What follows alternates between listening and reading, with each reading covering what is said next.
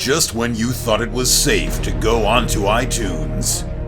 This is Next Level Guy, the only website that makes self-development as fun as going to the movies. It's time to take the red pill and escape the Matrix.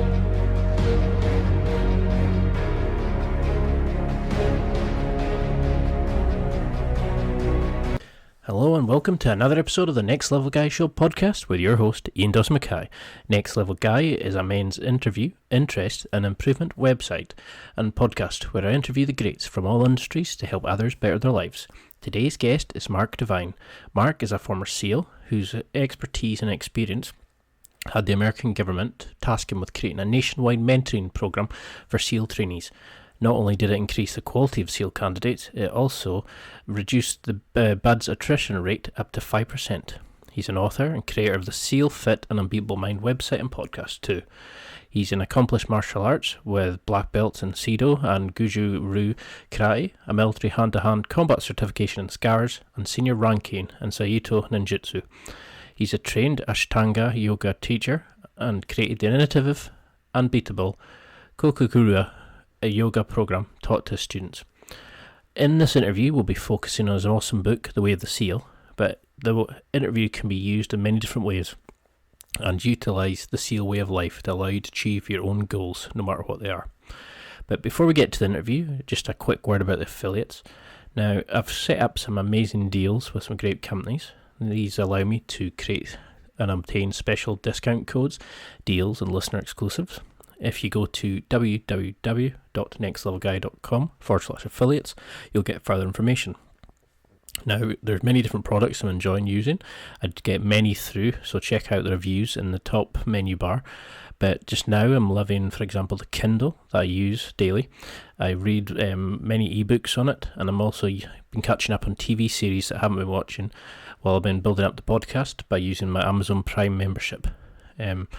It shows me great films and series and TV shows that you have to check out, like American Gods, for example. I've also been loving my new super soft Under Armour boxers, which I've got through Amazon and Under Armour.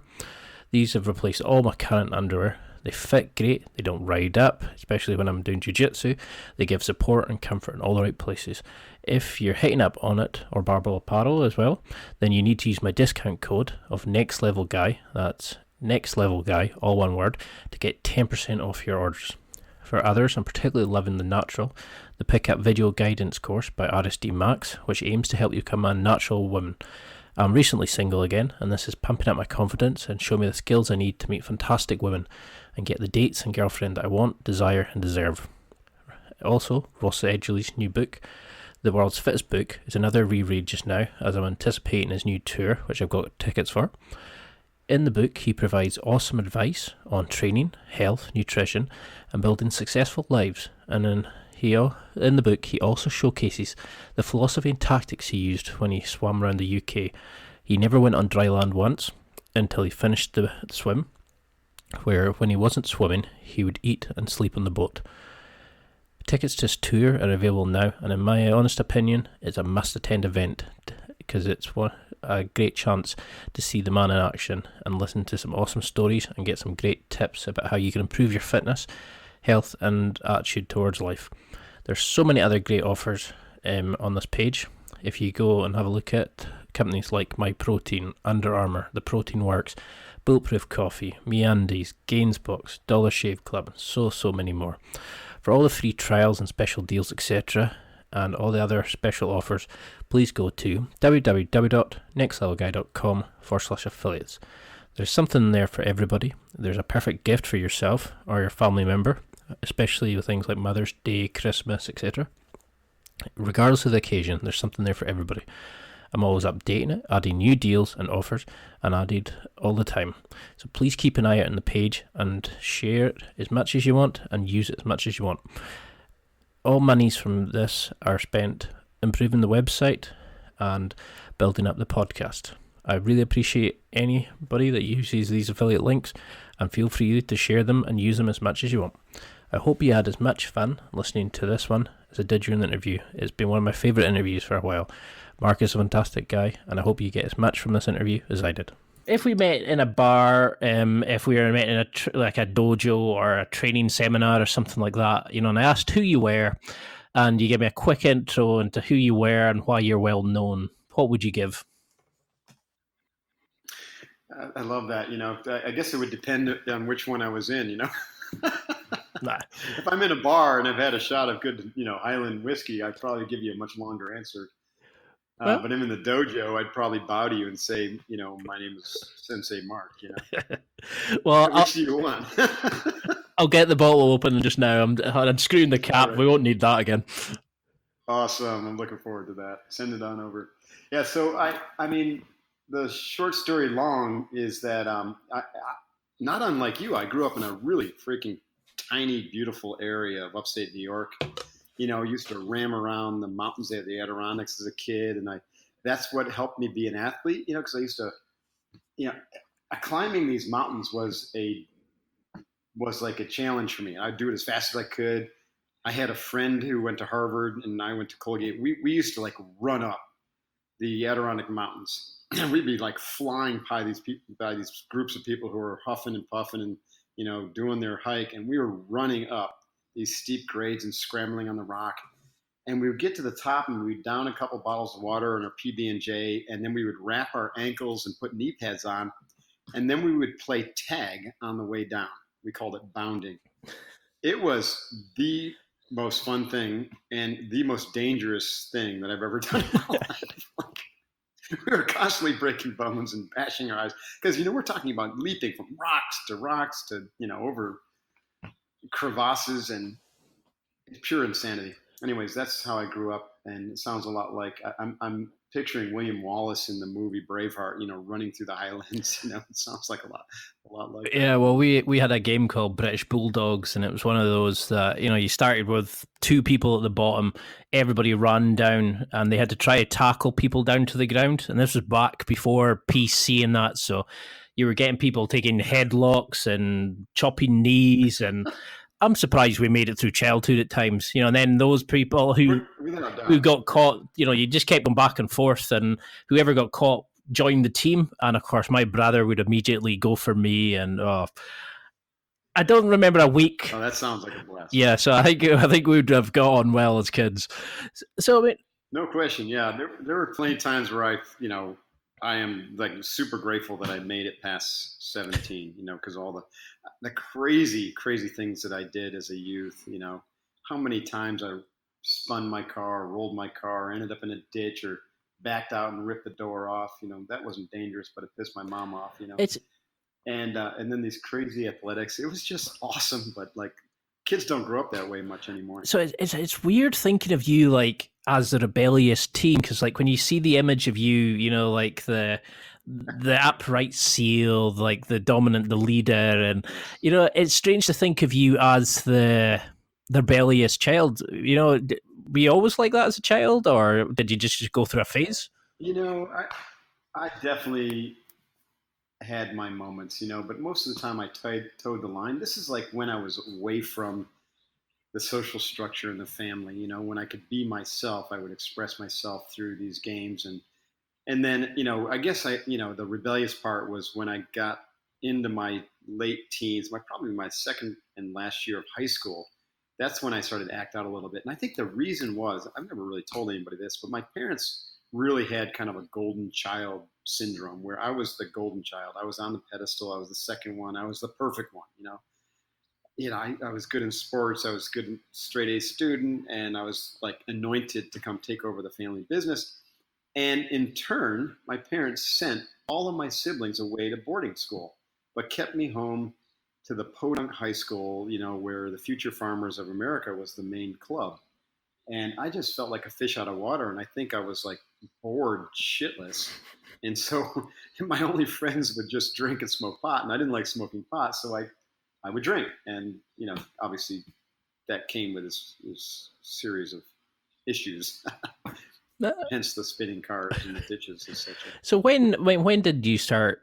I don't like the term growing out of it, but when did that stop? Was there a turning point that got you into like the SEALs and the military life, or did you kind of just fall into it?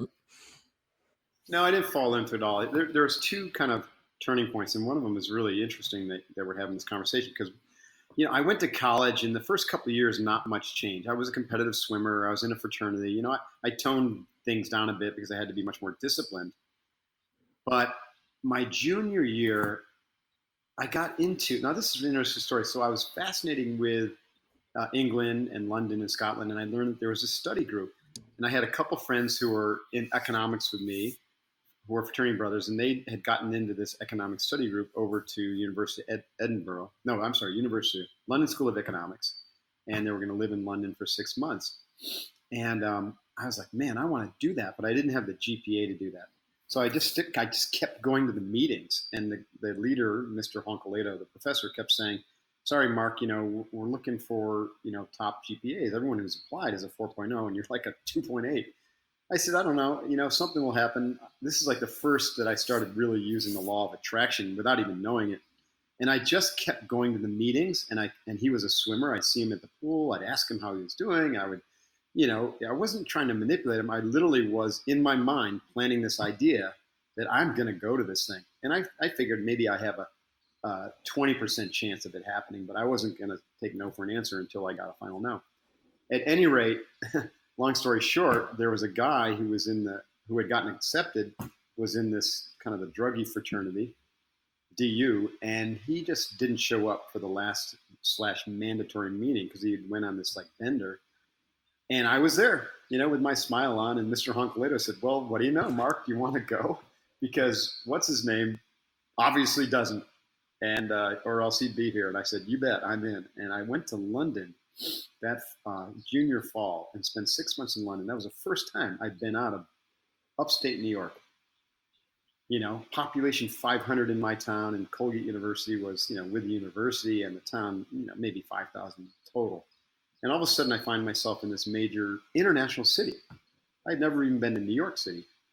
And it just blew me wide open. Talk about, I always say that travel and living in a foreign country can be a really great way to accelerate your learning and to experience new cultures and new perspectives. And you literally will come home a different person.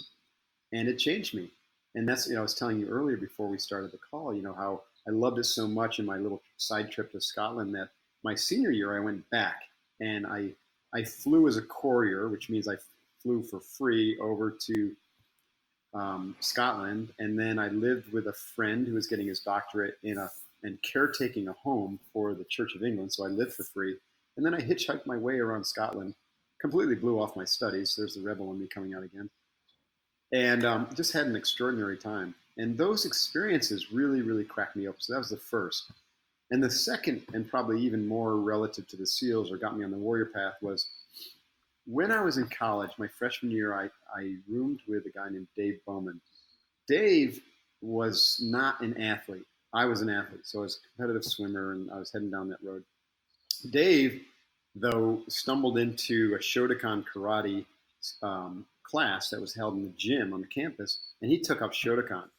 And Dave and I, of course, we didn't live together all 4 years, but I knew, we were friends, and I would see him here and there, and I watched him transform from kind of like this dumpy kid, non-athletic kid, into this rock of a human being, like this completely focused, ripped, really, really powerful guy. And here I was, just a swimmer who was partying on the weekends with my fraternity. I was like, wow, look at that. So after college, when I graduated, I got a job with Coopers & Lybrand, which is a big accounting firm. It's now called PricewaterhouseCoopers worldwide. And it was in New York City, and they sent me to get my MBA at night at NYU. And I was like, I want to keep my physical training going. And so I ran, and I went to the gym at lunch while everyone else went to their little martini lunches or whatever they were doing. And it wasn't enough, and I remembered Dave, right? And I said, wow, maybe there's something I could get into here. And it just so happens one day I was walking home from work, and I lived on 22nd Street and Broadway, and there on 23rd Street, near Broadway, was the World Seido Karate headquarters. And I walked past it one night. I heard the screams coming inside, and they weren't screams of horror. They were screams of, power, warrior shouts. So I went up and checked it out, and I was immediately hooked. And I met my first real mentor, Shihan, he was called at the time, Shihan Kaicho Nakamura, or Shihan Nakamura. Kaicho was a a title he took later, meaning grandmaster. But when I met him, he was a Shihan, which meant master. And he became my mentor. He's the guy that taught me how to meditate through Zen and got me really squared away and on my, you know, able to really think more clearly and to make better decisions. And, you know, from there, you read the story in my book, The Way of the SEAL. It transformed me. 4 years later, And I was in the SEAL teams. do you think you would have found that way yourself without him? Or, do you think No, everybody needs that mentor? I think there's a couple of things here. Everyone benefits from a mentor. But in this situation, it really was the meditation and the concentration training that was able to like get my mind to focus on the right things at the right time for the right reason, and to really kind of check inward and to see what is it that I'm meant to do in my life. And the closest thing I had to that when I was a kid was nature, but I didn't really, I was too motivated by the destination and not the journey when I was a kid. And the Zen practice taught me to, sit down and shut up and to really look inward instead of outward. And that's practice. It took a period of time, several years, that really got me to examine the stories that I was, living my life by. And those stories were not authentic. They weren't who Mark Divine was meant to be. They were really planted there by my family and by my culture and the things I experienced. And when I thought about my future, I didn't see myself as a CPA. I didn't see myself going back to family business. But the only time I would think about those things was when I was sitting on the Zen bench. The rest of the time, I was too busy doing things. So the mentor is extremely helpful, but the silence can be your mentor, is my point here.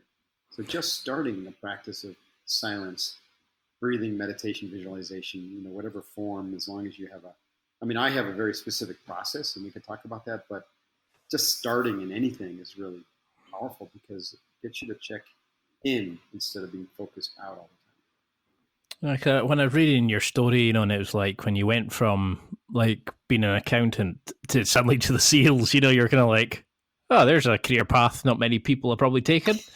Sure. Yeah. Yeah. It was quite a jump.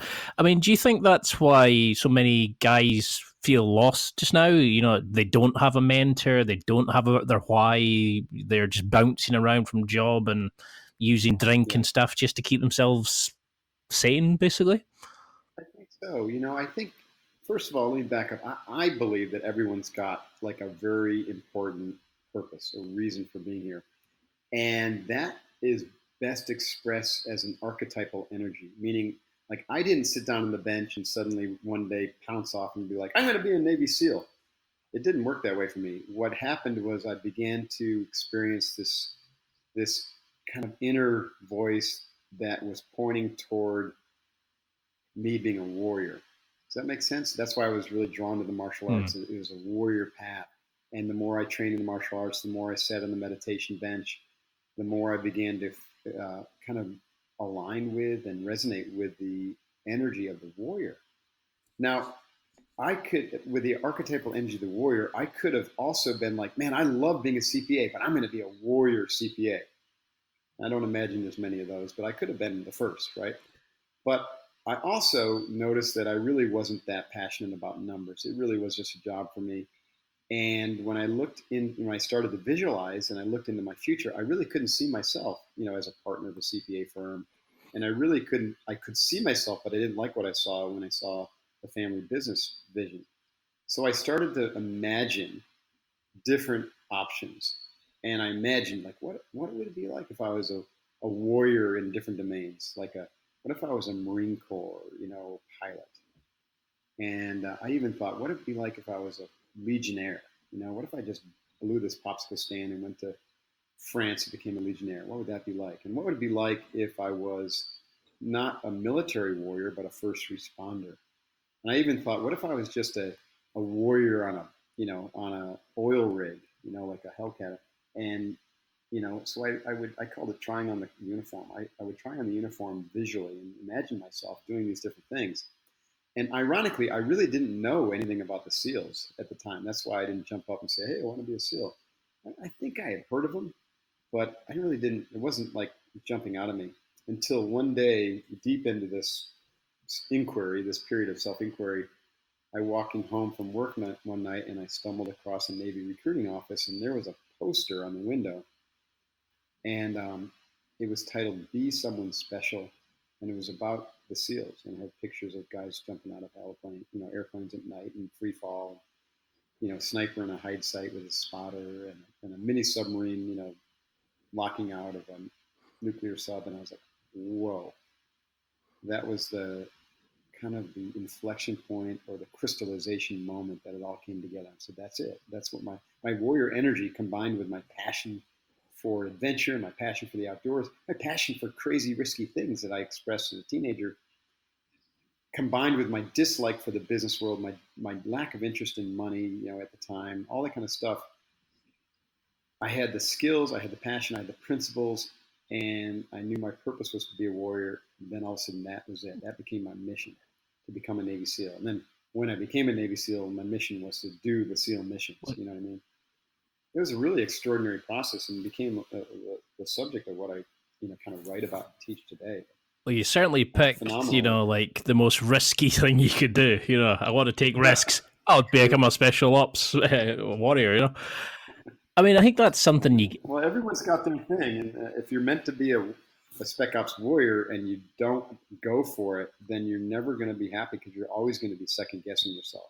And a lot of the guys I train are guys who just don't want to second guess themselves for the rest of their lives, because it's the seed of discontent. Yeah, I mean, I do like Brazilian Jiu-Jitsu, and I've been doing it for about 9 months now, and it's amazing how alive it makes you. It gives you, like, you actually feel when you come out after rolling and getting beaten up and choked and all that, you actually feel like part of the world. You're not just in a daze anymore. Yeah. And I think so many guys struggle with that. So it's like you're saying, is like so few people actually go and try and find out these things, if it's worth it, if that's what's going to be suitable for them.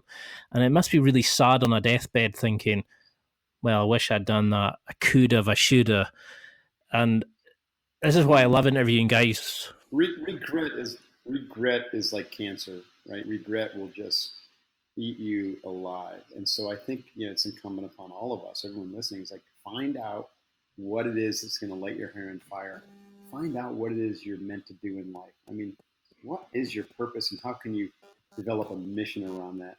And I have a lot of folks that say, yeah, but. The yeah, buts and the what ifs come out pretty quickly. Yeah, but I've got a family. Yeah, but, I've built this business. Yeah, but.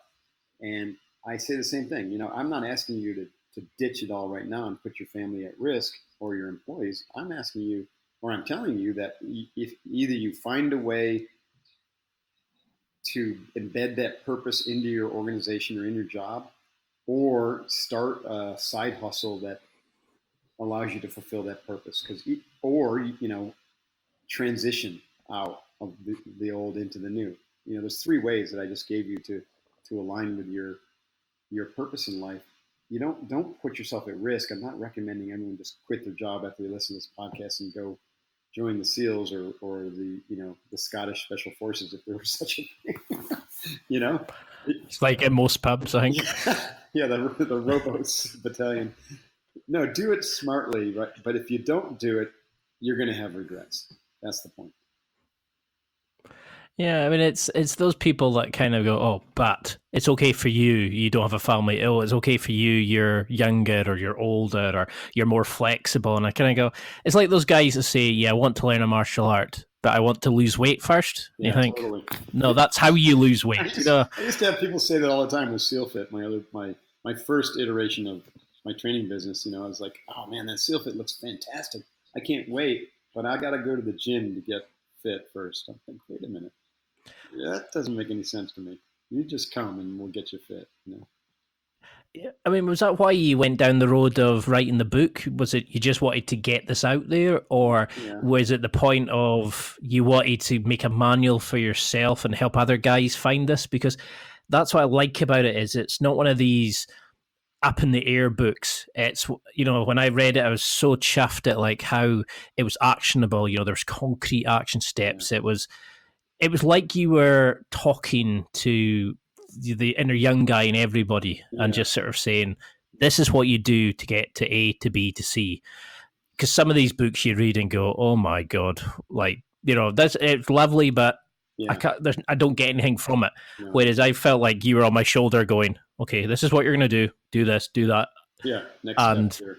I don't know. It's one of those things that I just felt really compelled to teach, to give back. So when I was on active duty for like 8 years, and then I got married, and then it got hard to stay on active duty because my wife wasn't quite prepared for the lifestyle of the Navy SEAL family, which is rough, and she's not alone. I mean, there's like an 80% divorce rate. I didn't want a divorce. I didn't want to ruin it, and so I got off active duty, stayed in the reserves, and then I got hired by the Navy to launch a program to prepare the SEALs platoons / squadrons for their combat deployments. And then after that, I got hired by the Navy to create a mentoring program for all the SEAL candidates. That was on a government contract. Well, 2006, that government contract, or 2007, that government contract got stolen from me. And it's a powerful word to use, but it's absolutely true. It got literally ripped off from me, right out from under me by $1 billion company called Blackwater, which later was in the news negatively for all of its contractor operations in Iraq. And I looked at that as a godsend. It took me a while after I licked my wounds, but it was a godsend because I said, you know what, I don't belong in government contracting. That's not what I'm meant for. So I had to go back through kind of the same process I went through when I went into the SEALs. Like, what is my purpose now? Am I still a warrior, or am I, moving into some other, entrepreneur, or what am I? And I was like, well, I'm still a warrior, but I'm more of a teacher. I really enjoyed teaching those SEALs, but I didn't want to. I don't have the energy to be a shark businessman per se. That's kind of held me back, as a matter of fact. But so I wanted to teach these SEALs, and when the thing got stolen from me, I said, screw it. I'm going to continue to teach these SEALs and Spec Ops guys, but I'm going to do it in a way that I know is right, or I know is going to work. And I went all the way back to my experiences with karate and Zen and breathing and nature and silence and like the ultimate warrior, stuff that the SEALs didn't even teach. But we know from, thousands and thousands of years of warriorship that they work to create a more integrated and powerful warrior. And so I started teaching SEALs yoga, but I could never use the term yoga. And so I just broke it down into its component parts and started teaching them breath control and visualization and concentration and awareness development, and also how to find purpose. Because I've had a lot of people come to me, it's like, I want to be a Navy SEALs because they played the video game, but really they had no business doing it, right? And so I began to build the languaging that you read about in the way of the SEAL. And so I was just kind of minding my own business, and I was working on the manual, which I called Unbeatable Mind, which is now a book. And then I had an agent call me and was like, Mark, we've been watching what you're doing, and it's amazing, and we want you to write a book about the way of the SEAL. What he meant was the way of the warrior, but you're a SEAL, so let's do the way of the SEAL. And I'm like, done.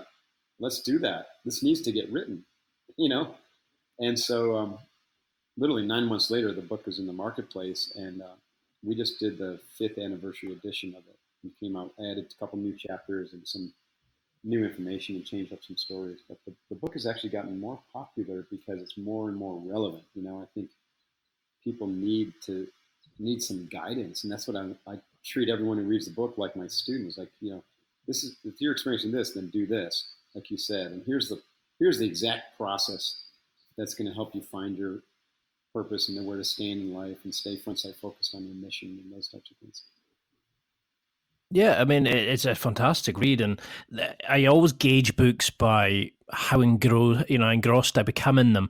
Now, I would go through a lot of these, and I buy a lot of them, and I kind of lip service and I flick through them, but I just found myself constantly going back to it. I've had a quick break at work, I'd be sitting reading a couple of pages on the bus, or I'd be reading it as I was waiting at jiu-jitsu for the class to start, and it was just all of a sudden I realized it's like, it was really hard to put it down. Like, it was kind of, I've really got to go back to that, or I got to think about that, or incorporate it into my own life. It's like the way that you looked at like a SEAL does it like this is how you could utilize it in your own day-to-day life. And I think that's so good for a lot of people because, some of this ideas about how like the box breathing, how to analyze a scene, and how you change depending on the nature, looking at the different color assessments of danger and things like that. People just sleepwalk through life, and you were giving them such a kind of an opening into a new life, and everybody loves that kind of danger side of it as well. So you're giving them an insight into that life as well, and how to become SEAL like without the danger. And it's an awesome book. I mean, is there anybody that you've been in contact with that sort of blown you away with their transformation? Is there groups of people that? Oh, all the time. Yeah, we train people in these principles through my company, Unbeatable Mind, and also, like I said, SEALFIT. SEALFIT's like the legacy, really hardcore crucible training, which is like based upon Hell Week, where we shock people to find themselves and to find new meaning. We say that people meet, trainees will meet themselves for the first time. But it's the Unbeatable Mind program where I really train the way the SEAL principles in their entirety. I call it integrated, training, integrated development. And so we train 5 mountains of physical, mental, emotional, intuitional, and kokoro, or heart mind. And we evolve people toward 5th plateau awareness. It's really become quite extraordinary. And the transformations that occur are unbelievable, and I've been doing this for SEALFIT for 10 years and now Unbeatable for about 4 or 5. And it's been extraordinary to hear the testimonials. They roll in every week. And it's really wild. Some of them are literally just from someone who read the book and was like, there was just something that they read and did that completely changed everything for them. And then others, are those who had the courage to come to our SEALFIT training and were transformed, because, there's life before and life after the crucible event we call kokoro, which is 50 hours of nonstop physical, mental, emotional team training. No sleeping, no nothing. You're just nonstop, and it's transformative. And then the Unbeatable program is really a way of life. It's how you look at life. It's treating every day as a complete and enclosed capsule of excellence, right? Where you start your day with a routine to win in your mind before you step foot in the battlefield, and you end your day with a routine to seal in the lesson learned and to eradicate regrets, and then to go throughout your day, maintaining your energy, maintaining your balance, maintaining your focus, maintaining your beingness as opposed to constantly doing and being distracted, and making really good choices and simplifying the battlefield. I mean, all the things that you read about in The Way of the SEAL, we turned into a life practice, and it really is effective. I know there are a lot of programs that are effective, but this is effective in a sense that's unique because we're working on the whole person. So, you could look at it like in accelerated integration, accelerated whole person development, as opposed to just like accelerated cognitive learning, Because there's some books you read and you just think, yeah, I understand like where they're going, like what they're trying to say, an overall message, but there's nothing there that kind of actually says this is how to do it. And I noticed that in your testimonials, your reviews on Amazon, people were saying it's life changing. I finally understood some of this stuff. It made me feel alive for the first time. It gave me the courage to do things like the story about Ed, the guy who was rock climbing, that and how you overcame that, and how you taught him to overcome his like fear of heights, and to gain control of his emotions and things like that. And I think this is something we don't get enough as men. We live in such a easy life that it's really difficult to kind of to get into that environment, to be pushed. And that's why I like jiu-jitsu, for example, because there's the person opposite you is wanting to hurt you. That's right. Yeah. So you feel alive with that kind of training. So can this work for all guys? Is there anybody that you don't think can pick something up from this book? The only person who couldn't get something from this book is someone who doesn't want to do any work. Doesn't feel, that thinks that they're going to do it by just reading, learn by just reading, because that's just one dimensional. You read something and you learn a little bit, and you probably remember 1 to 10%. So you got to actually read, and then you got to apply, which means you got to think about it, you got to visualize it, You got to do some exercises. You got to breathe into it. You got to, challenge yourself to make certain habitual changes. Like I introduced the morning routine and the evening routine and spot drills. You got to actually do that stuff. And in the book, I recommend reading it through, then going back to the first chapter and treating it like a lesson, like you would be taking a class at school.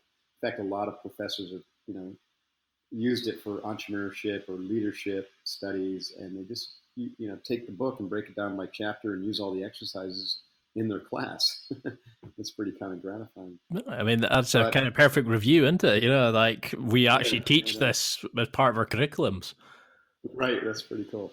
There's one section in the book where I say you got to go to the challenge or the challenge will come to you. What I mean by that is, we all have challenges in life. We all experience some level of loss, right? Loss of life, lose a job, lose a girlfriend. It all like you can't get away from that. It may be worse if you're in Syria than if you're in California, but everyone deals with that. And so you also experience suffering, right? Loss and suffering are closely related. So suffering is just part of human nature. You also experience joy, right? Of course. But if you think life is all going to be about joy and happiness and love, and you're just going to waltz by the suffering and the pain and the loss, then you're completely ignorant or you're in denial, right?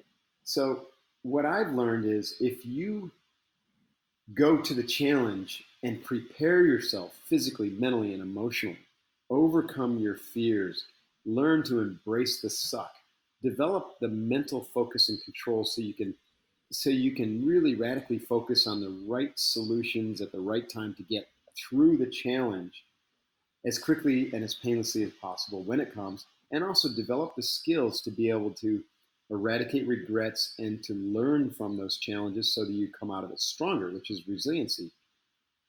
Man, life takes on a whole new hue, a whole new, kind of orientation. Like you're in control. You're in the driver's seat all of a sudden. That is very liberating. Like you determine your own freedom in life. My friend Jocko Willink, I should say my peer, because I don't think he would call me his friend, but Jocko, I do know Jocko. I trained him when he was at SEAL Team 5. Oh, that's awesome. He wrote the book Extreme Ownership, and one of the things, probably my favorite saying he has is discipline equals freedom. And I completely 100% I've got agree with him.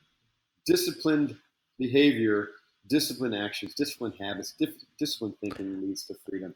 If you don't have freedom, then you are either a victim or a prisoner to someone else's system of thought or I love the way that you look at things, and it's like you're opening the eyes to things that we just take for granted. People go, oh, well, I have to have a job, or I have to think like this, but it's amazing how they're dictated and made a prisoner by somebody else who's manipulating them or controlling them in some way.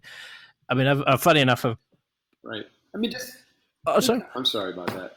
Think how freeing it would be if you didn't ever have to, like if your boss treated you like shit, you could just say, you know what, screw you, I'm out of here, because I've got financial freedom or I've got mental freedom, and I'm so confident that I know tomorrow I can pick up the phone and get another job, or that side hustle I've worked on, which is already providing me more money. Now's the time to focus on it. You know what I mean? Nobody should be a slave to anybody else. So somebody picking up this book, like some guy listening to this just now and goes, okay, I want to give this a go, and sounds like it's perfect for me, but how should they approach it? Should they come along and forget everything they've known? Should they come in with an open mind just to say, okay, I'm going to do 3 nights trying this? Or how can they be the perfect student, the SEAL, like, in the fastest way possible? Well, I would say, approach it with a beginner's mind. Be like, okay, since Ian liked this or thought it was good, and this guy obviously sounds like he knows what he's talking about, and he's a Navy SEAL with an MBA, CPA, he built several businesses and trained thousands of students. Maybe he's got some knowledge that he can transfer. Like there's some real authenticity, and Ian says it's good shit. Okay, so start there, but clear your mind. Begin with a beginner's mind. You don't know anything except what you think is, true. All of us, including myself, are rehashing old information over and over And if we don't just learn to dump that and begin again anew, then we don't leave room for new information, new ideas. And I think that's kind of the wellspring of life, is to kind of empty your mind every day and then fill it up with new interesting concepts, even if it's the concept you've heard before. But because you've emptied your mind and you're a new person today, you're looking at it fresh and you see new distinctions, or you understand it differently. So look at this book as, I'm going to like learn about myself from, and through a new set of eyes. And Mark Divine will be my mentor and to help me see that. And the second thing is, like I mentioned earlier, just read it once through for inspiration, but then come back to it and do the work. And if you don't have the patience to do that, then just work your way through each chapter, but do the exercises. The most important thing, and you said this earlier, is the work. The exercises, the visualizations, the breathing, the things I asked you to do, like putting together your integrated development plan. That's where the juice is, right? That's what's going to lead to the transformation. I've always said, if you're going to start box breathing, I could care less if you do it once and you're like, well, that was amazing. If you never do it again, then shame on you. You know what I mean? But if you just do it for 5 minutes a day, that alone will transform you. I mean, everything in there is a transformative practice. The point with integration is when you bring them together, watch out. It's like adding rocket fuel to your life. Yeah, I mean, and that's what I really liked about it, was there was a lot of progression. It was kind of, okay, I can see the benefit from this. And then you kind of, as you progress, you kind of fit things together and you kind of go, okay, now I'm understanding why we do this, because that helps with this. And, it's a really well thought out read. And it's one of those books where you can actually pick it up, open to any page, because I tried it myself and got something from it. There was a few times where you didn't kind of just go, oh, I haven't read that chapter. That made sense because it made sense on its own. And then there was kind of, okay, I'll just go to the next page, and the next, before you know it, you've read another chapter and you're like, and then it's another, there's so much into it, and your writing style is it's like a friend talking as well, and then you throw in like the science but it's not too much to take in. Then you give your the dominant like leader when it needs to be, the motivation when you need it. I mean, I loved it. It's one of my favorite books that I've had the pleasure to read recently, and I've become one of those people who bounce around sites and podcasts, and there's such a variety for me to be focusing on it. It's a very, you should take it as a big compliment. So how do we find our why? You talk a lot about like our why, and then which wolves you feed and all these sort of things, but how do guys know where they're going in life? How do we even start to find that for ourselves? It's such a great question. I think it's going to be a little bit different for everybody, because everyone's different, obviously. But what I will say as a starting point is, it's very, very hard to find your why if you don't learn to still your monkey mind and feed the courage. So, there are so many distractions, Twitter and Facebook and, constant 24 hours, 7 news and cable TV and, all the different things that we think we should be doing or supposed to be doing, and all of our commitments in the world and trying to make money and this and that and raising a family. It's like, it's nonstop barrage, and guys and girls today are like, women and men are just like overwhelmed.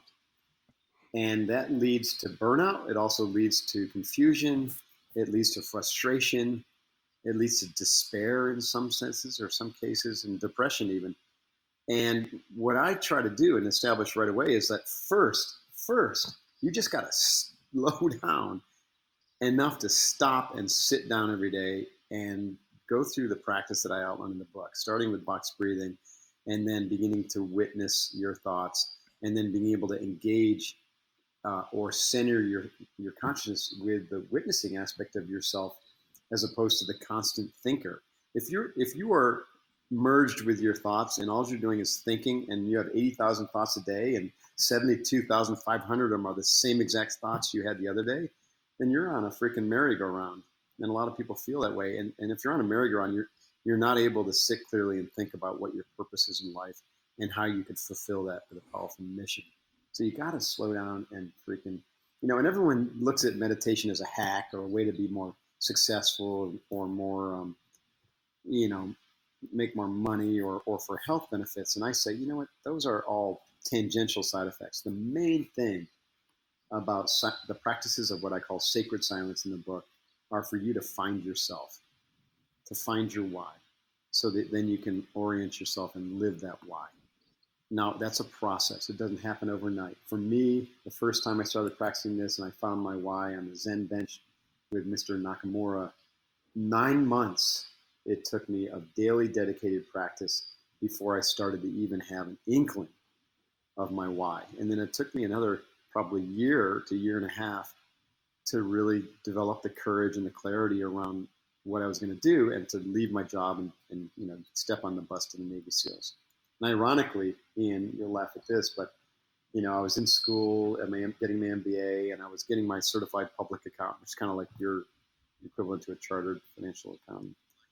And I was working on my black belt. I got them all in the same month, October of 1989. My MBA, CPA, and black belt. And in November, I walked away from it all and went to Navy SEAL training. But I was so clear, so focused, so 100% sure that this was the right thing for me that I literally sailed through the class. We had 185 people in my SEAL training class, the hardest training in the world. And 19 people graduated, 19 guys, all studs, 19 graduated, and I was the honor man of the class. And it was all because of that work I had done on the meditation. And do you think that's what set you apart from the others? Was it the... Undoubtedly, yeah. So how, these guys who are listening just now and they're going, okay, and then they start getting, trepidation, their heart racing. Is box breathing enough for these guys? How can they get to the point where they start dealing with, when life's bullets start flying and the adrenaline's pumping and they're making the changes, they're undertaking their mission in life. How do they get to the point of keeping calm, accepting the situation? What advice would you give to those kind of guys?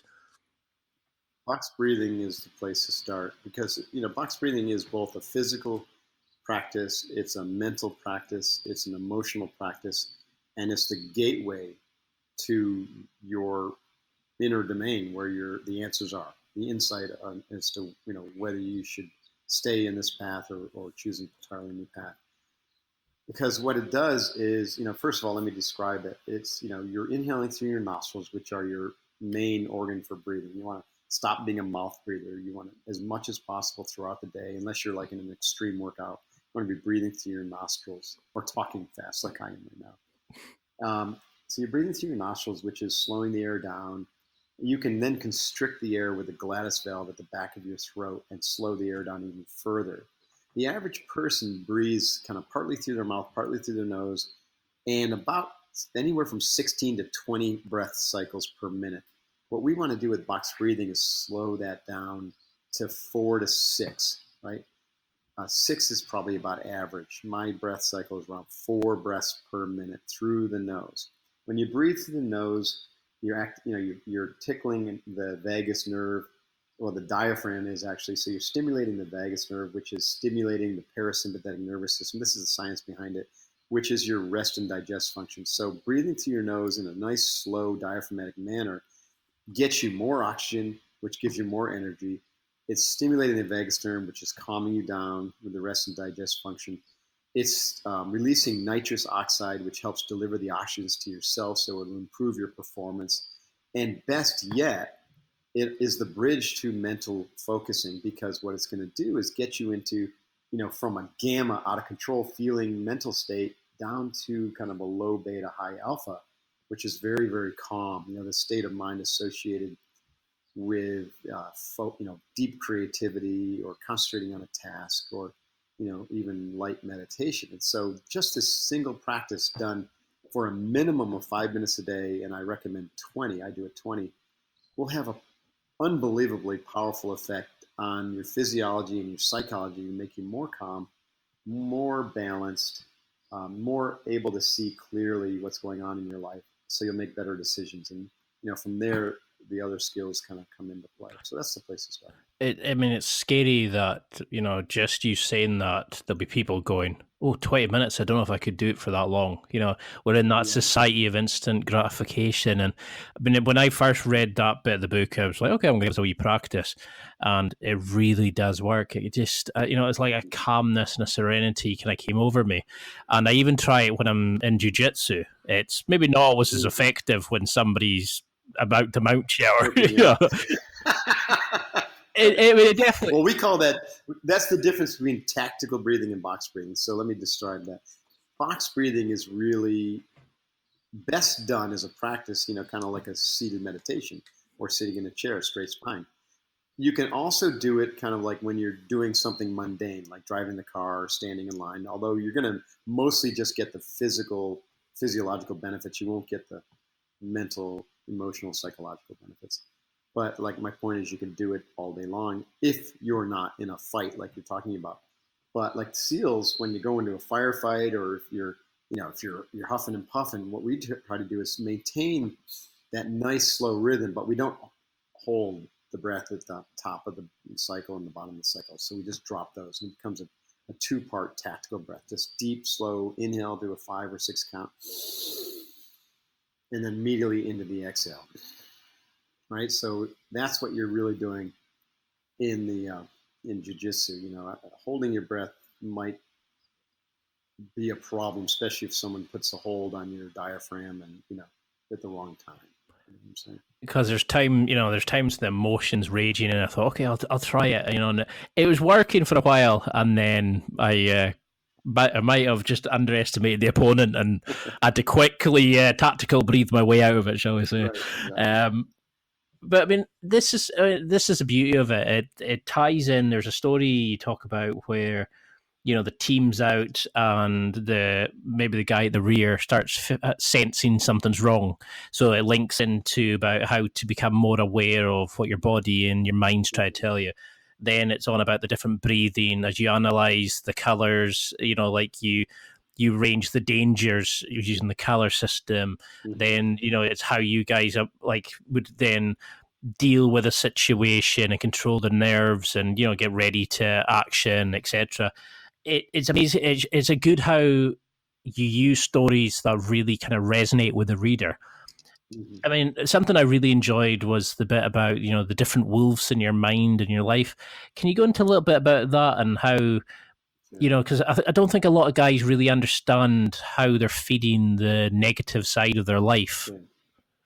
Yeah, that's great. So what you were first describing is this kind of the attitude of the sheepdog. And the sheepdog, so there's 2 metaphors to work with. One is the wolves and the other is the sheepdog. The sheepdog is obviously, and you guys know this up in Scotland better than we do here in the States. It's the dog that is kind of bred epigenetically to protect the flock. And so it becomes the eyes and the ears and in a lot of cases the teeth of the shepherd, because the shepherd can't be everywhere, watching for the wolves who are lurking to take down the weaker sheep trailing behind.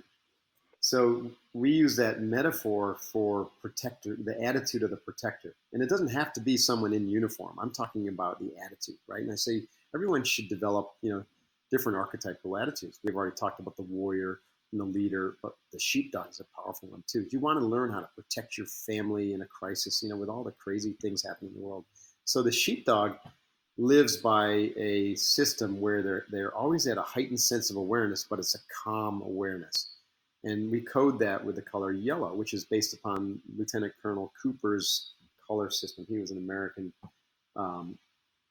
military guy who kind of coded these colors. So imagine white being complete ignorance, like you're the sheep. Well, if you're not the sheep and you're sheepdog, then you're never in white, because white could get you killed, or someone could get killed and you can't do anything about it.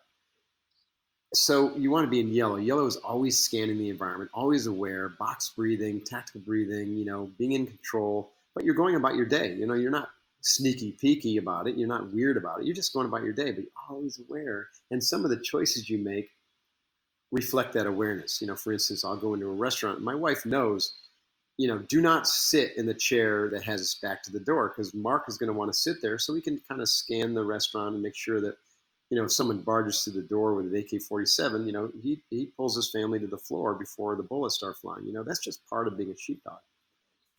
And then orange is like the state of awareness where you don't seize up in fear if that guy does charge through the door. You know what I mean? It's not like, holy shit, we're going to die. It's like, no, you calmly pull your family to the floor. And then it's likely that since no one else is doing anything, you're low crawling over and taking the guy down, right? That's orange is like threat identified,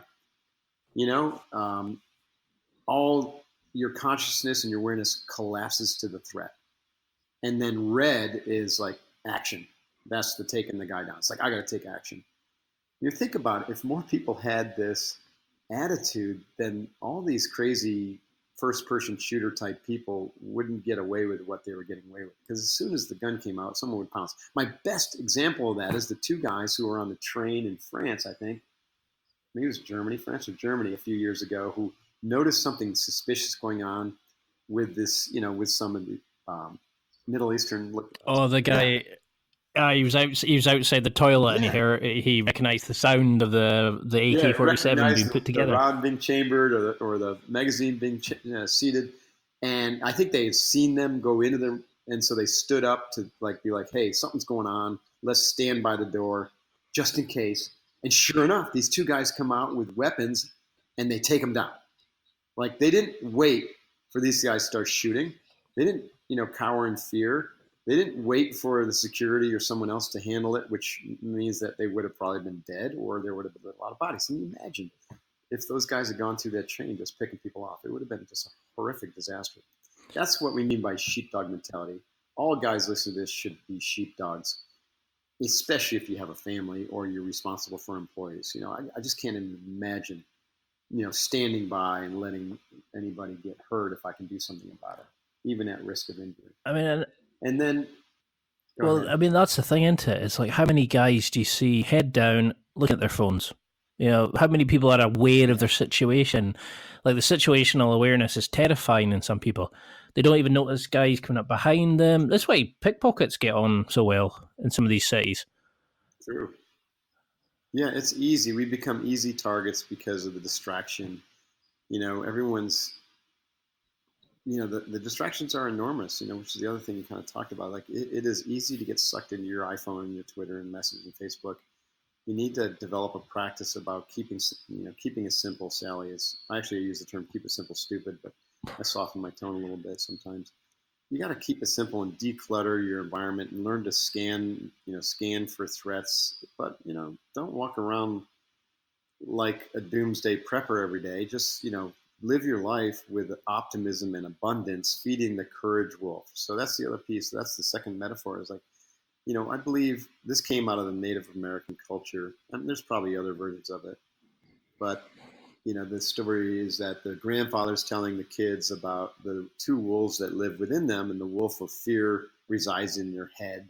It's always thinking about, what people think about them, and it's judging and critiquing and analyzing and compartmentalizing and taking in all this information, which is fear-based, like we're talking about from news media and whatnot. And then there's the wolf of courage, which lives in the heart. And the wolf of courage, really only experiences love, expresses connection, expresses appreciation, all the kind of positive emotions. And oftentimes the head overcomes the heart because, we haven't learned to get out of our heads. That's where meditation comes in, and these practices in the way of the SEAL. You got to get out of your head to get into your heart until they merge together in action. That's the concept of KOKORO that I talk about. But anyways, so the story goes that the grandkids, listen to the story in rapture, are curious because the grandfather ends the story by saying that only one of these wolves, over time, one of these wolves will dominate until the other one, is overcome. And they're like, wow, are they fighting each other? Is what the kids are thinking. And so they say, are they fighting each other? How do we know which one wins? And the grandfather says, the one that wins is the one that you feed the most. And I love that. And so I use that. It's like, let's start a practice, turn that into a practice every day of feeding the courage wolf. In my Unbeatable Mind program, I have people set their alarms or, put a rubber band on their wrist, and whenever they look at it, they look at it and it triggers that question. Am I feeding the courage wolf? And then that becomes a witnessing practice. Like, what are my thoughts right now? What's the energy? What am I doing right now? And 9 times out of 10, like, you're doing something that could be negative, right? Or it's giving you negative energy, or you're allowing negativity in by reading something or listening to gossip or thinking negative thought or thinking something fear-based, like I can't do this or I wish I had done that. So anytime you notice or you witness that, then you have to interdict it by saying, no, not me, not now. This is not who I am. I am courage. I'm feeding the courage wolf. So you redirect it to powerful statements, powerful internal dialogue. And then you maintain that courage wolf feeling and state of mind with a mantra, or a jingle. My favorite, and I was doing this all throughout SEAL training without really relating to this story, but my mantra jingle in SEAL training was, I'm feeling good, I'm looking good, I ought to be in Hollywood. I'm feeling good, I'm looking good, I ought to be in Hollywood. And I would go through a 12-mile blistering run with that going through my mind incessantly. And what it did is it led to such a deep state of focus and concentration that I entered a flow state really pretty quickly. I call that a flow state activator, right? A mantra is a flow state activator. There's other ones, but that's one of them. And it had the double whammy effect of it was super powerful. And when I said those words, it meant something to me. I had an image of myself. The feeling good, looking good, ought to be in Hollywood. Mark Divine looked a special way, And man, I would just dominate, when I clicked into that. And I would watch people fall behind, and it's because they were feeding the fear wolf. They were going like, holy shit, this guy's going too fast for me. I don't think I can keep up. What happens if I fall behind? I might get the goon squad. That's going to, ruin my whatever. I'm going to be going forever. I don't know if I can make this. And that's all, feeding the fear wolf leads to quitting, right? Or at a minimum, it weakens you. So we want to feed the courage wolf. I love that.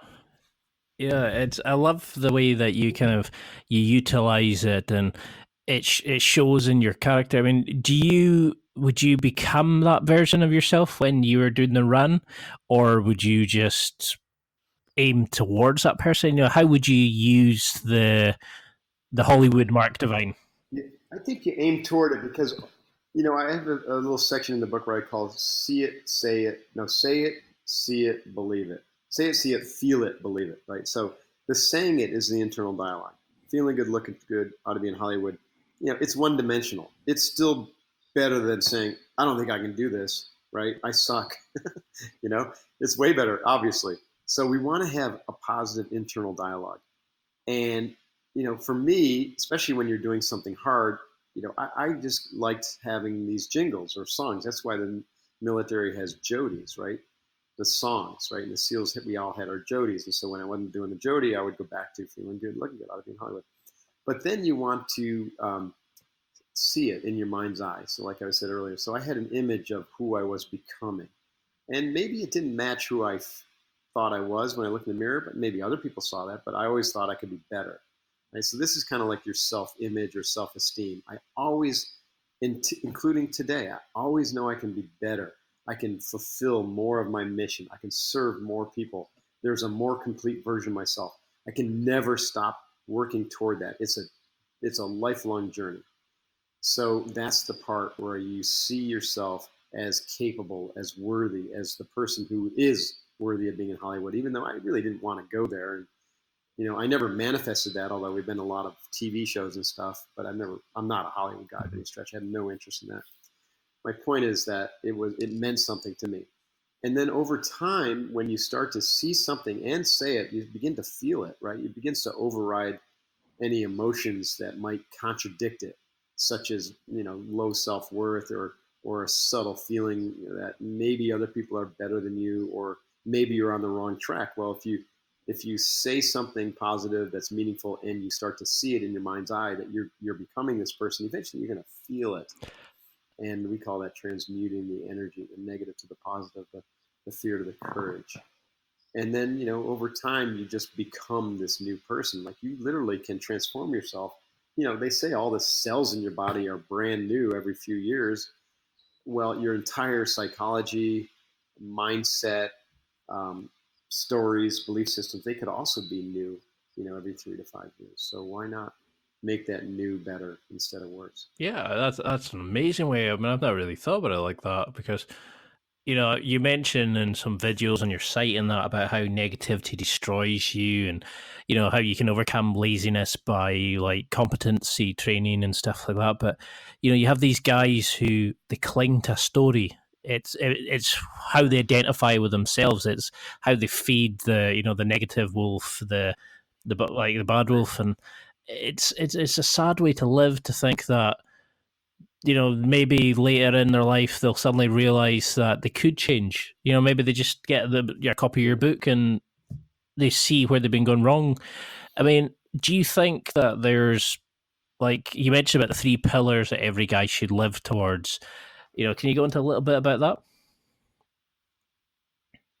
Well, I think you're referring to the fueling and breathing, the fueling and movement, right? And Yeah, I sleep and mean, recovery. this is where your book drove me crazy, because there must have been about 50 to 60 different ways I wanted to take this interview.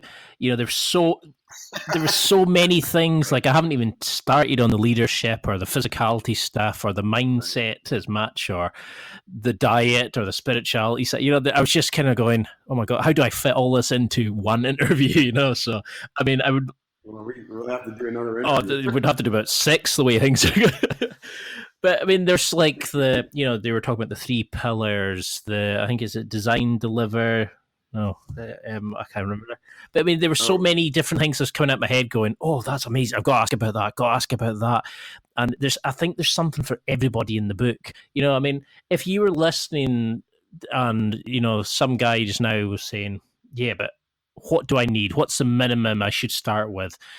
Is there a change to their diet they should make straight away? Is there fitness, benchmarks they should aim for? What would you want somebody listening to this in 6 months to achieve? It's such a great thing. I do believe that there's 4 kind of like really core things that we want to work on, and they're difficult to benchmark because I think that it's one way you could approach this. Hey, let me give me a simple fitness regimen. Tell me what to eat. Give me the box breathing practice, and off I go. And I guess what? That will be transformative for sure. But consider that we want to develop our ability to witness or observe our life more, so we can watch these core stories and begin to move away from the fear-based, fear wolf stories, and move more toward courage. So the only way you're going to get there is by being more mindful, and box breathing 20 minutes a day will get you to be more mindful. So we want to start with box breathing. The second thing is when we perform, and I mean perform in the boardroom, the battlefield, with my family, whatever it is I do on the mat, I want to be balanced, right? And balance is everything with the human body. I think everyone ultimately comes to that conclusion. Even the Buddha said it's the middle path. It's balance. We want physiological balance. That's where health comes in. We want to be psychological balance, because that's where mental health and peace of mind comes from, and being complete and feeling good about ourselves. Right? We want to be emotionally balanced.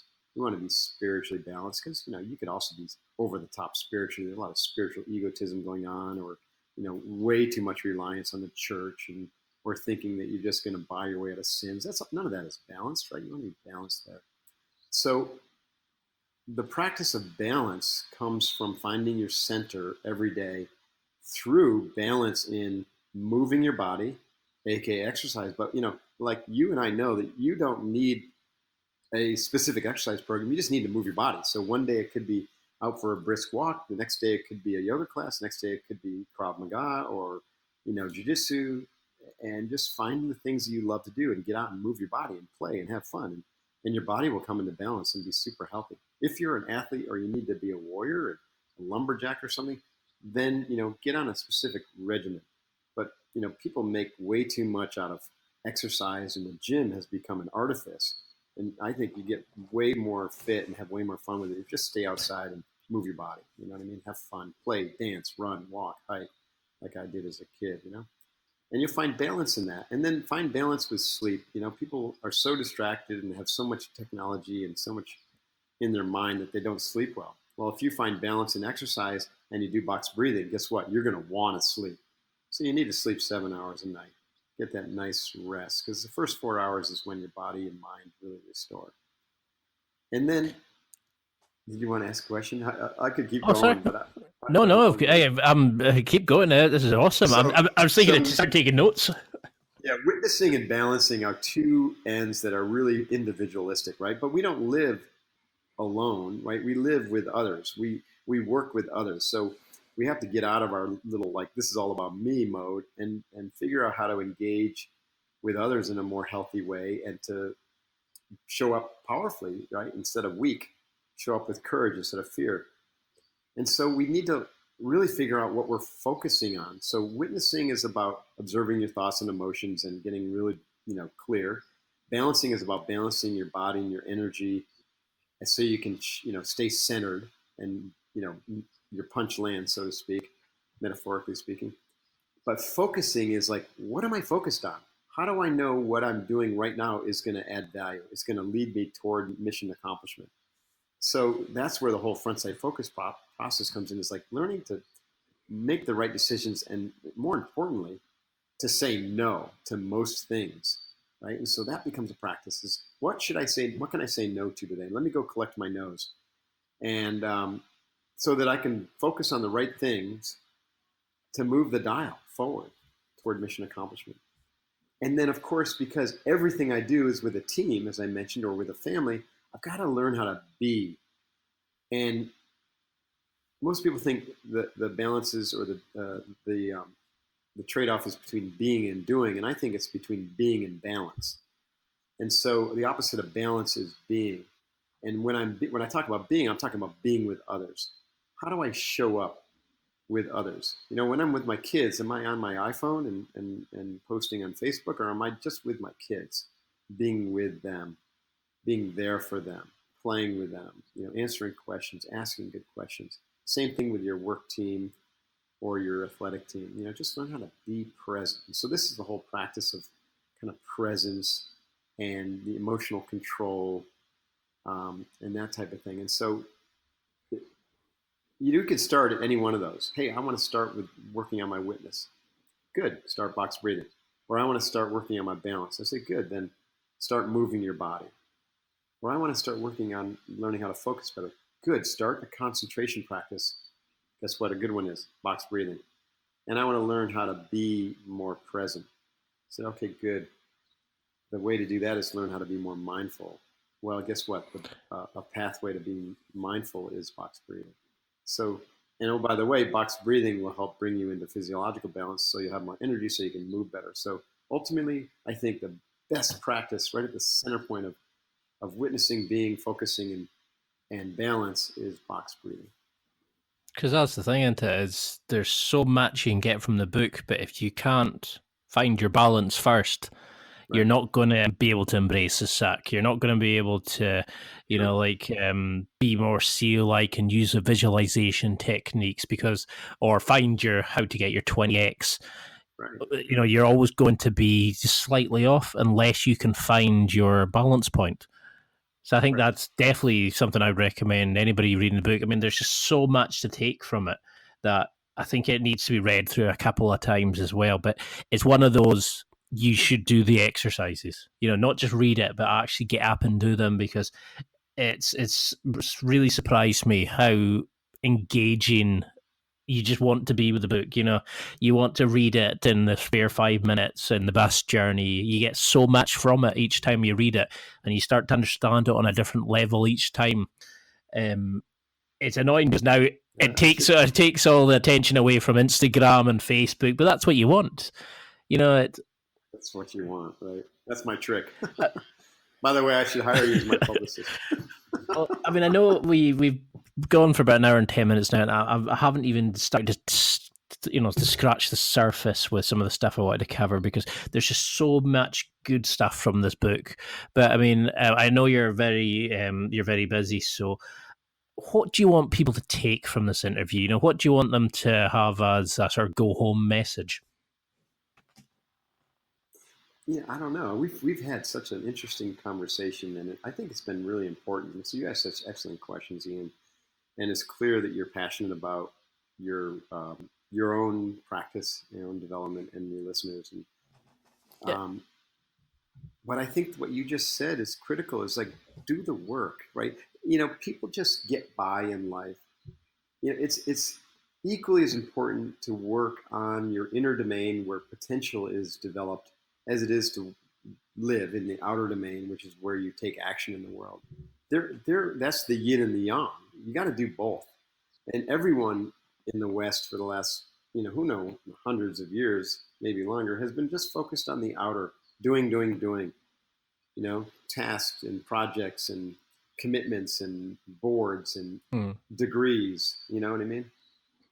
And it's all doing, and we're so and then for downtime we distract ourselves further by getting on Facebook or Twitter or Instagram. So just stop, right? Just start saying no to like every other thing that comes your way, and say no to yourself when you have the urge to pick up the phone or to turn on the TV, and just start to sit in silence and to breathe.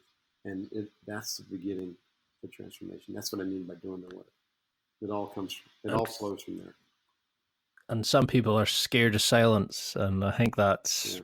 possibly one of the worst ways to live life. They need a distraction, they need a noise, they need a problem. They can't just sit. And Rome isn't built in a day. You don't become a Navy SEAL by doing a single push-up.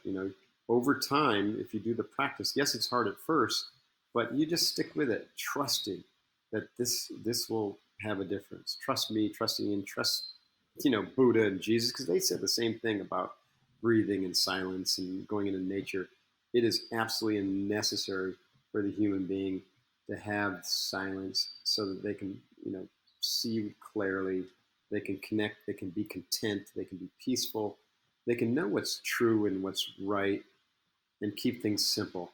And then when you do that, after you do that every day or over a long period of time, you're much more powerful because you take on fewer commitments. The commitments you do take on are really aligned with your purpose and who you're meant to be in life. And you become really sheepdog strong and a leader, and everything. All this work, all of a sudden, someday you're going to look back and be like, I don't know how I did without that. Like life is so much better, now with these practices. yeah, I mean, and it's people like yourself, like Mark Bell, who does, powerlifting, Aubrey Marcus from On It. It's all these kind of people who are helping guys find their why, how to become more in life. So you should be immensely proud of this book. It's honestly one of the best I've read and probably ever. It's one of those with a nature and a world of distractions, you're breaking through and you're teaching guys how to be better and how to live an enjoyable life and how to be elite and how to succeed and lead and help others. And it is it's an amazing gift to be able to give that to other people. Yeah, and obviously Yeah, thank you.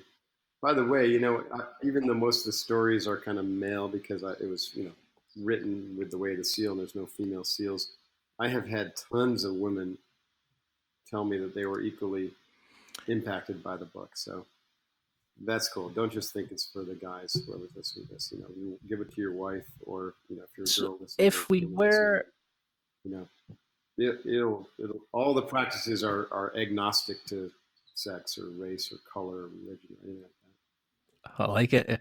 So if anybody's still on the fence, which it's a scary place to be when you can give them burpees to do, what would you advise? Now's your chance for the sales pitch for the book. Why should somebody pick it up? How should they use it? What would they get from it? To me, it's becoming a whole person, integration. I think we're so fractured. Societies are fractured, cultures are fracturing, and individuals feel fractured, which makes them feel separate. And a lot of our issues today, a lot of the cultural insanity and everything is coming because we all feel separate, and we all are. When you're separate, you're scared. When you're separate from others, you feel fear. That's feeding the fear wolf. And just doing the same thing as you did and expecting different results isn't going to help. Just doing a workout program or a yoga challenge or this or that, it's temporary Band-Aid. what we really need as human beings is to reintegrate and to become whole again, and then to reconnect as a human species, as world-centric warriors and leaders and moms and fathers and teachers and scholars and students, and to respect each other. So that's what my message is in this book. Even though it's the way of the SEAL is a world-centric warrior, at least the way I present it. By the way, that is the way of the Navy. That's the way of the SEAL. That's me. A lot of people mistake it for the way of the Navy SEALs, and some of it is in there. But trust me, there are a lot of douchebags in the SEALs too. Just like there are in any military. And not everyone has any clue what I'm talking about in the SEALs. The SEALs are a great unit, though, and a great example, and they're kind of like modern-day superheroes to a lot of people. So it works, right? Look at what just happened in Thailand, right, with the cave rescue. Those are guys that I trained. We trained the Thai Navy SEALs, and I was very proud of them rescuing that soccer team that had gotten trapped. I mean, that's what we're talking about. Like, we're all in this together. We've got to live together on this little blue ball. We've got to preserve this little blue ball so it lasts for, millions and more years. Right now, that's not clear, right? It's in jeopardy. There's no reason human beings should have nuclear weapons threatening to wipe each other out. Like, what the hell how could we possibly be a threat to each other? We should be worried more about some alien race out there, or at least, working together to have a good life and to share resources. It's insane, and I'm going off on a little tangent, but that's what we need to do. We need to reintegrate, and this is the starting point. And the book is that place where I teach you. Yeah, I couldn't have said better. I mean, I found that's what I enjoyed about it was it's about how to become a better person, not just to be how to become more military-like. It was how to become a better version of yourself by by utilizing SEAL training. And I think that's just a brilliant way to kind of sell the book. I mean, you won't actually need to sell books. Once people start reading it, they won't be able to put it down. So what's an unusual fact about yourself? I always love finishing off interviews with this. Is there something about you that when people find out, they're very surprised, it really blows them away? Is it maybe a guilty pleasure, or, is there something you can admit to that... There's two things I'll say. One is, but this won't surprise people too much, but I've challenged my tribe, which I now include you, to do 22 million burpees this year. And that we've already done 10 million of them since January 1st. And I myself have done 70,000, and I'm going for 100,000. And we're using these burpees to raise money for veterans who are suffering from post-traumatic stress and suicidal, because 22 vets a day are committing suicide. So that's mind-blowing when people hear that a lot of times. And I wanted to do something crazy mind-blowing that was scary to even me. And honestly, it scares me, because every day I have to get up and do 300 burpees. And I've been doing them like clockwork. I haven't missed a day since January 1st. It's been an extraordinary discipline practice for me. And frankly, if anyone's interested in joining us, burpeesforvets.com has some information, but I know it's not meant to be an American thing like it is worldwide. And we have folks because the vets worldwide have this issue. It's not just American. Anybody who served in Iraq and Afghanistan and, earlier wars are suffering. So that's one. And the second one is, I really like wine. I'm on a cleanse right now because, I'm like, I'll drink wine every night with my wife if I can, sitting on the back porch looking at the ocean. But I'm such an incredibly disciplined guy that I'll sweat it out within the first 30 seconds every day. And, it hasn't really affected any of my performance. So a couple glasses of wine. I think I need to do the dry farm wines or, some sort of like low sulfur, low sugar. It's better for me. But, I like white wine. I like dry wine. I like Malbec and Cabernet.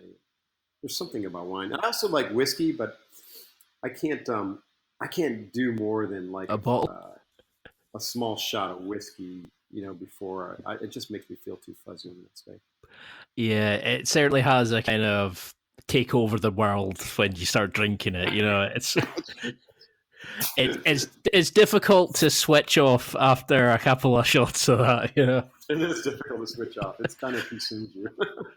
Well, I'll treat you that. Blue moon. If we get together, I'll have some whiskey with you. Well, the bottle's on me. I'll definitely. I mean, I cannot say thank you enough for this. It's been an absolute pleasure. We haven't even touched half of the questions I've got, but I would love to have you on again. So, how can anybody listening, learn more about you? I mean, obviously, we can get the book from Amazon and places, and any good book seller. But how can we find out more about you? Follow you on social media, get in touch, etc. It's interesting. Most of my social media really is around my companies because I've just taught and built the companies. I'm just starting. I have a little bit of icky feeling around personal brand stuff, but I've been finally convinced to put up a personal website. It's not live yet, but it will be in a week or two. It's called @markdivine.com. But so if someone listens to this in a month or so, it'll be live, Mark Divine. And we're right like August 10th or something right now. But also, if you're intrigued with a hard physical kind of military themed training, SEALFIT.com. We got tons of free content there, free workouts, tons of videos, really cool stuff. And that's where you learn about our crucibles. We have tons of people coming over from Europe to do them. It's a long flight, but hey, it's an amazing experience. And then unbeatablemind.com, we have our online training that you can do virtually. And that I just completely rebuilt the Unbeatable Mind online course. It's 12 months long, because it's meant to be a journey. And there's a great community of people who are working through this integrated training, trying to be their best. And there's coaching support and all that. So unbeatablemind.com is probably the best place for the scope of what we talked about today. No, that's awesome. I mean, there were so many questions I had on that, about your podcast. I think we could go for days. Oh, I forgot about that. Yeah, the podcast. You can find the podcast at iTunes. And I mean, I was listening to a few, and then I like the ones where you were kind of like, if you like me doing these by myself, I'll do it. If not, I'll stop. It was just like, I like how you mix it up, and there's so many different topics, and, you can actually see like how you progress in your way of looking at life and your outlook on things as you talk to people. You can see your growth and development along that path as well. And it's really interesting to see. Yeah, that has been fun. It's just been like a conversation with the world, you know what I mean? Without any kind of gotchas or formulas. And people really say they like the solo cast because that's where I just kind of riff on really, interesting topics. Or I read chapters of books that I've been writing. And honestly, it's really weird. I wrote an entire book and then just shit-canned it because I just, couldn't figure out how to fit it all in what I wanted to say. And so I went back to the drawing board. But all the podcast listeners got a piece of that. And now I'm introducing the book I'm calling Launch. That title probably won't survive, but it's really for millennials to find their bearing and purpose in life and to use these skills. So I'm hoping to get that. I've got St. Martin's looking at the book right now to see if they want to pick it up. I think they will, and get that into the marketplace by the end of the year, or probably first quarter of next year. But I'm rolling that out on the podcast too. So you get all this stuff, I give away so much free content because I love it, but it's kind of like hurt my business a little bit. But other people have taken like chapters of The Way of SEAL and turned them into courses and sold them probably way more than I have ever sold anything because I'm so busy. I don't really focus on that. At the same time, we do it better than anyone else because it's my stuff. It's our stuff. You know what I mean? I think that definitely comes across in your material. You can tell you're doing it because you want to help people. You're not doing it just to make a money out of it. The fact that you're still involved. You're not just getting people in franchises. You're actually you're leading from the front. You're jumping in. You're doing the the burpees. You're pushing other people. You're showing them the skills. You're being part of the team with them. Right. It really demonstrates that you're a man of your word, and I think that comes across, and that's why you're helping so many people transform, and it's an amazing thing you're doing. That's awesome. I really appreciate it. I mean, I know we're way over how long we planned, but so I'd love to have you on again. I cannot say thank you enough for this. It's been an absolute pleasure to speak to somebody like yourself, and I cannot wish you anything but success. You're changing lives, and it's awesome to see the success, and rightly so. Thank you, Ian. Man, it's been a really, really fun call. And love to do it again. No worries. We'll get some booked in, and I'll talk to you soon. Appreciate it. That's it for another week. Thanks for listening.